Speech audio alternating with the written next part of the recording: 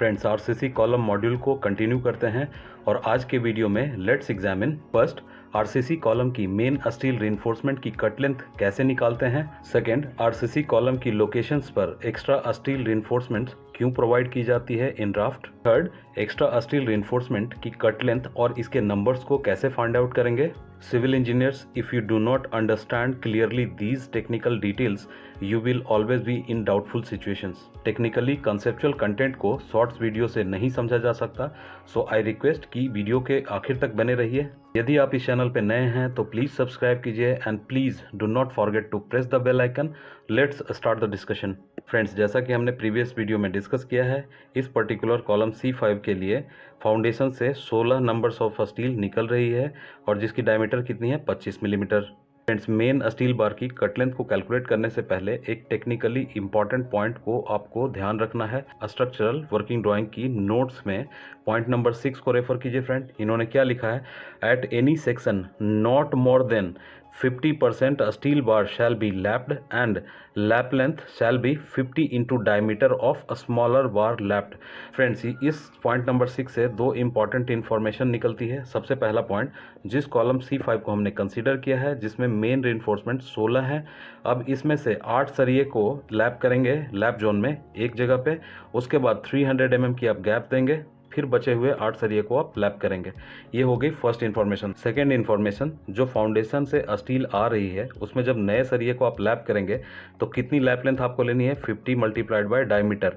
और ये डायमीटर क्या लेंगे फ्रेंड, अ स्मॉलर डाया बार। कहने का मतलब एक कॉलम के क्रॉस सेक्शन में लेट सपोज 20 डाया की स्टील भी है और 16 डाया की स्टील है, तो आप लैप लेंथ कितना लिखेंगे फ्रेंड, 15 मल्टीप्लाइड बाय 16। तो फ्रेंड्स, पॉइंट नंबर 6 के डिस्कशन से एक बात क्लियर हो गई कि राफ्ट फाउंडेशन से जो मेन रिइंफोर्समेंट निकलेगी वो दो लेंथ की होगी, एक शॉर्टर लेंथ और एक longer length, right. So friends, इसी वजह से जब राफ्ट फाउंडेशन या फाउंडेशन से स्टील रिइंफोर्समेंट आरसीसी कॉलम के लिए स्टार्ट किया जाता है तो वो स्टैगर्ड मैनर में काटा जाता है, मतलब कभी भी एक लेंथ की सरिया नहीं काटी जाती है। यदि कहीं पे फाउंडेशन से आरसीसी कॉलम के लिए एक बराबर लेंथ की सरिये को काटा गया है, this is a technical blunder. Friends, अब कट लेंथ को कैलकुलेट करते हैं। इसके लिए टिपिकल कॉलम एलिवेशन को रेफर कीजिए।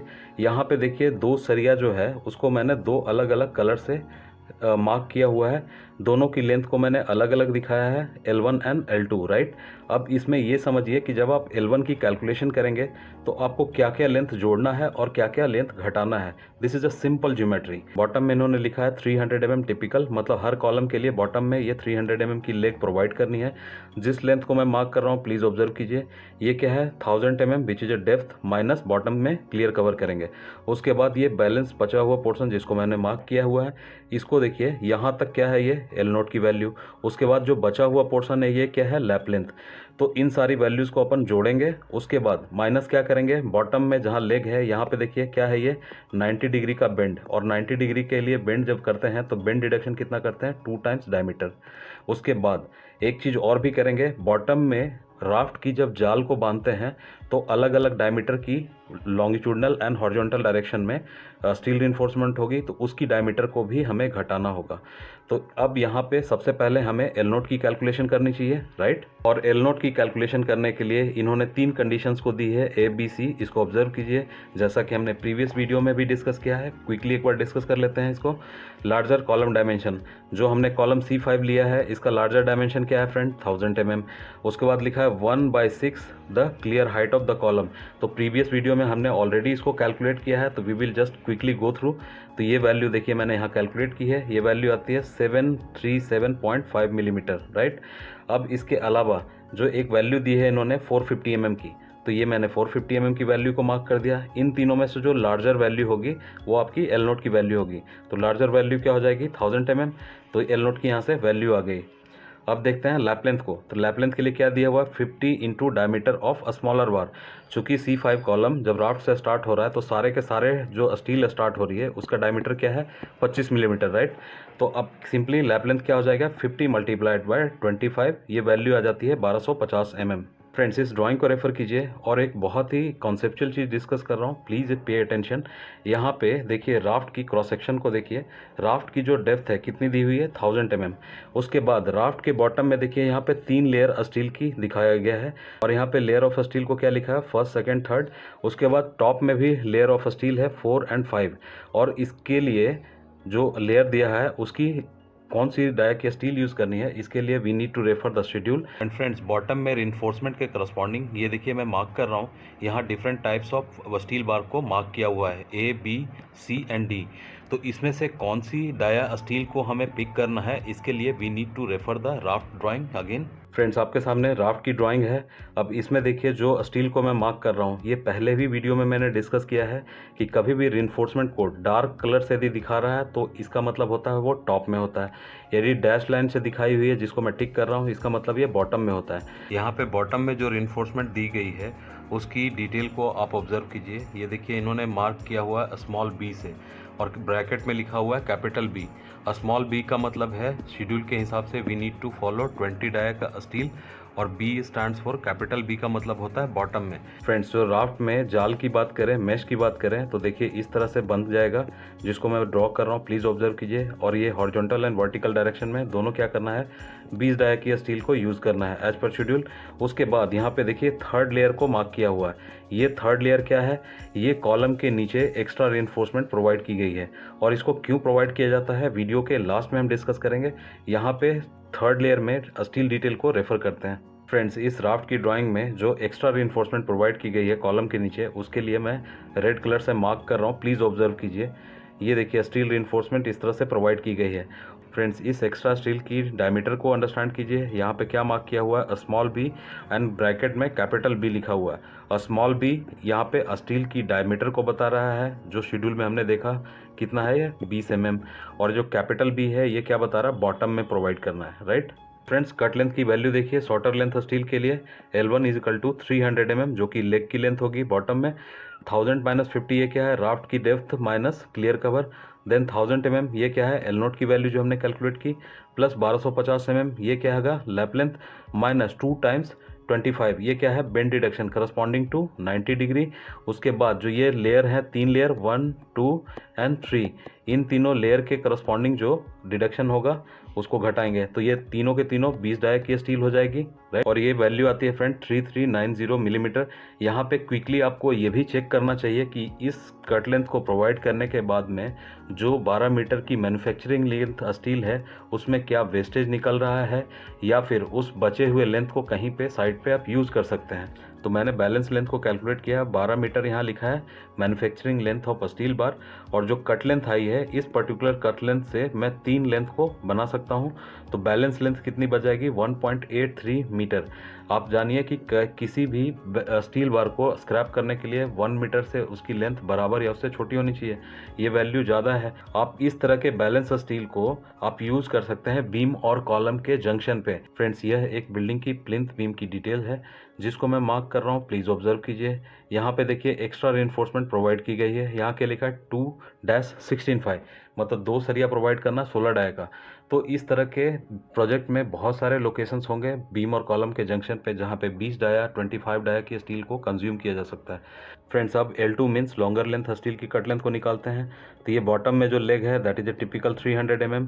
जो लेंथ मैं मार्क कर रहा हूँ प्लीज़ ऑब्जर्व कीजिए, दिस इज 1000 mm राफ्ट की डेप्थ है। माइनस करेंगे बॉटम में क्लियर कवर। उसके बाद जो ये बचा हुआ पोर्शन लेंथ है जिसको मैं मार्क किया, इसमें ऑब्जर्व करते चलिए ये क्या हो जाएगा, L0 की वैल्यू। उसके बाद ये जो बची हुई लेंथ है इसमें आप देखिए क्या है, जोन बी को बता रहा है। अब जोन बी में क्या हो जाएगा, 2 टाइम्स लैप लेंथ, एक लैप लेंथ ये और एक लैप लेंथ ये, प्लस इन दोनों के बीच का गैप कितना है 300 mm। और ये 300 mm की डिटेल कहाँ पे दी हुई है, ये फॉलो जो करना है टिपिकल, ये देखिए यहाँ पे इन्होंने मार्क किया हुआ है। तो यहाँ पे कट लेंथ की वैल्यू मैंने क्या लिखी लॉन्गर स्टील के लिए, L2 is equal to 300 mm leg की length, 1000 minus 50 raft depth minus clear cover, plus 1000 mm जो कि L0 की वैल्यू है, plus 2 times lap length plus 300 mm। ये बेसिकली क्या दिखा रहा है friend, this is a zone B, right. और इसकी वैल्यू यहाँ पे वही मैंने लिखी है। उसके बाद बेंड डिडक्शन 90 डिग्री के करस्पॉन्डिंग बेंड डिडक्शन करेंगे।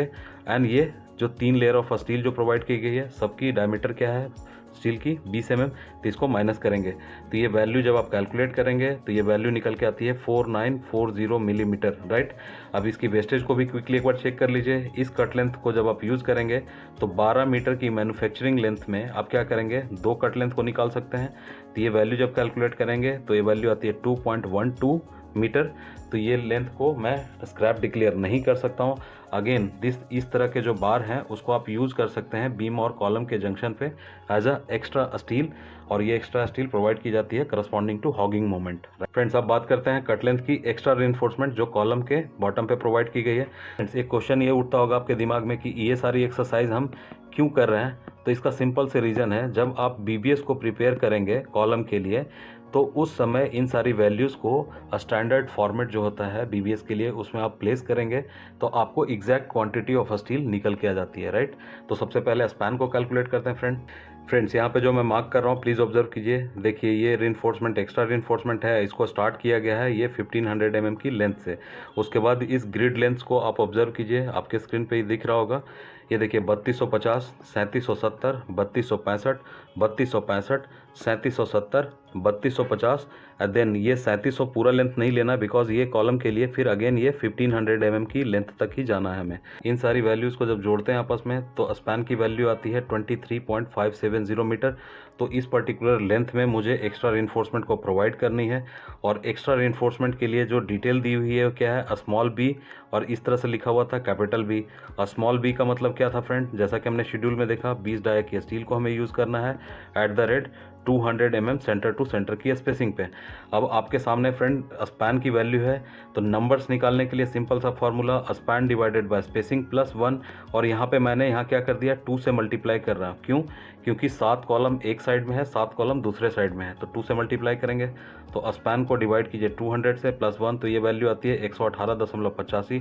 इसको राउंड ऑफ कीजिए और लीजिए 119 और इसको मल्टीप्लाइड करिए 2 से, तो टोटल कितना हो जाएगा 238 नंबर्स ऑफ स्टील हमें यूज़ करना है। एक्स्ट्रा रिइंफोर्समेंट जो प्रोवाइड की जा रही है उसका शेप कुछ इस तरह से होगा। अब इसकी लेंथ एंड अपस्टैंड को निकालने से पहले एक बार राफ्ट की ड्राइंग को फिर से रेफर करते हैं। फ्रेंड्स, यहाँ पे एक्स्ट्रा रिइंफोर्समेंट की वैल्यू के लिए ऑब्जर्व कीजिए ये कितना मार्क किया हुआ है 1500। उसके बाद इस डायरेक्शन में कॉलम की जो डायमेंशन है मैक्सिमम डायमेंशन कितनी है 1000 mm, राइट। उसके बाद ये लेंथ को देखिए मार्क किया हुआ है कॉलम के फेस से, ग्रिड को देखिए कॉलम की फेस से फिर 2500 mm मार्क किया हुआ है। इन तीनों वैल्यूज़ को आप जोड़ेंगे तो 5000 आएगा। अपस्टैंड की वैल्यू 830 mm, ये कैसे आएगा 1000 mm राफ्ट की डेप्थ माइनस करेंगे दोनों साइड से क्लियर कवर को 50-50 mm। उसके बाद ये 20-20 मैंने माइनस क्यों किया है, 20 डाया की स्टील यूज़ हो रही है बॉटम में जाल बांधने के लिए। उसके बाद 16 डाया को घटाएंगे जो टॉप की जाल बांधने के लिए यूज़ हो रहा है, तो ये वैल्यू आप कैलकुलेट करेंगे तो ये 828 mm आएगा। Let's take 830 mm। अब ये एल की वैल्यू कितनी हो जाएगी 830 प्लस 5000 माइनस बेंड डिडक्शन जो कि 90 डिग्री का बेंड है यहाँ पे, तो इसके लिए 2D डिडक्शन करेंगे तो ये वैल्यू निकल के आती है 5790। Again you should check the wastage चाहिए, तो वेस्टेज चेक करने के लिए क्या करेंगे, जो कैलकुलेशन से कट लेंथ आई है इस पर्टिकुलर लेंथ की मैं 2 लेंथ को निकाल सकता हूँ 12 मीटर के मैन्युफैक्चरिंग लेंथ में, तो बची हुई सरिये की लेंथ कितनी हो जाएगी 0.42 metre which is a less than 1 metre. So इसको हम स्क्रैप की तरह डिक्लेयर कर सकते हैं। फ्रेंड्स, वीडियो के लास्ट सेगमेंट पे चलते हैं और इस बात को समझते हैं कि जो कॉलम के बॉटम में एक्स्ट्रा स्टील रिइंफोर्समेंट क्यों प्रोवाइड की जाती है। एक बिल्डिंग में आरसीसी कॉलम की बात करें तो 3 तरह की लोडिंग हो सकती है। पहला pure axial, second uniaxial bending, मतलब किसी एक एक्सिस एक्स या बाई के करस्पॉन्डिंग बेंडिंग मोमेंट होगा। सेकंड बाई एक्सियल बेंडिंग, मतलब एक्स बाई दोनों का करस्पॉन्डिंग बेंडिंग मोमेंट जनरेट हो होगा। फ्रेंड्स, एक बात मेरी याद रखिए कि कभी भी कोई बिल्डिंग होता है तो बिल्डिंग के कॉर्नर पे जो लोकेटेड कॉलम्स होते हैं that is subjected two by axial bending. और बिल्डिंग के इंटीरियर पार्ट की बात करें, अंदर में कोई कॉलम है तो यूजुअली आप फाइंड आउट करेंगे it is a uniaxial और प्योर एक्सियल बेंडिंग होगा। तो जो पर्टिकुलर कॉलम हमने C5 को कंसीडर किया है टी शेप्ड कॉलम, वो क्या है यूनी एक्सियल बेंडिंग का केस है इसके साथ। मीन्स वाई डायरेक्शन में यहाँ पे बेंडिंग मोमेंट जनरेट हो रहा है, इसी वजह से वर्टिकल डायरेक्शन में एक्स्ट्रा स्टील रिइंफोर्समेंट को प्रोवाइड किया जा रहा है। साथ ही साथ फाउंडेशन पे जो लोडिंग की वजह से एक पंचिंग शियर क्रिएट होती है उसको भी काउंटर करने के लिए इस एक्स्ट्रा स्टील रिइंफोर्समेंट को प्रोवाइड किया जाता है। So friends, this is all we have to discuss. उम्मीद करता हूँ ये वीडियो आपको पसंद आया होगा। यदि पसंद आया है तो प्लीज़ लाइक कीजिए and share with your friends. Video को कंक्लूड करते हैं फ्रेंड्स। वीडियो देखने के लिए शुक्रिया। यदि आप इस चैनल पे नए हैं तो प्लीज़ सब्सक्राइब कीजिए and please do not forget to press the bell icon. Thank you for watching it. जय हिंद।